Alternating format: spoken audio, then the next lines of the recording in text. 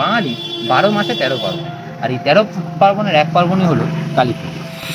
কিছুদিন আগেই বাঙালির শ্রেষ্ঠ উৎসব দুর্গাপুজো শেষ হতে না হতে শুরু হয়ে গেল কালী পুজোর পার্বণ। দুর্গাপুজোর আমেজটা সাধারণত পঞ্চমী থেকে অষ্টমীর অঞ্জলির সকাল পর্যন্তই চলে। তারপরে বাঙালি বুঝতে পারেন যে এবার মা ফিরে যাবে। এই বোঝার তাগিদেই বাঙালির মনে নেমে আসে এক দুঃখের ঘনায়মান কালো মেঘ। যে মেঘ কাটিয়ে ওঠার জন্য মানুষ আবার শ্যামা পুজোর অপেক্ষা করে। অর্থাৎ দেখতে গেলে যে পথে উমার গমন, সেই পথেই আবার শ্যামার আগমন। কালী পুজো বাজির মার্কেট রমরম। কালী পুজো মানে বাঙালির কাছে আলোর উৎসব। কালী পুজো আর বাজি পোড়ানো এই দুটি শব্দ হিসাবে কাজ করে। একদিকে যেমন বাঙালি মেতে ওঠে আতশবাজি এবং আলোর উল্লাসে, সেরকমই অন্যদিকে শুরু হয়ে যায় মার আরাধনা পর্ব। সারা রাত জেগে চলে মার পুজো।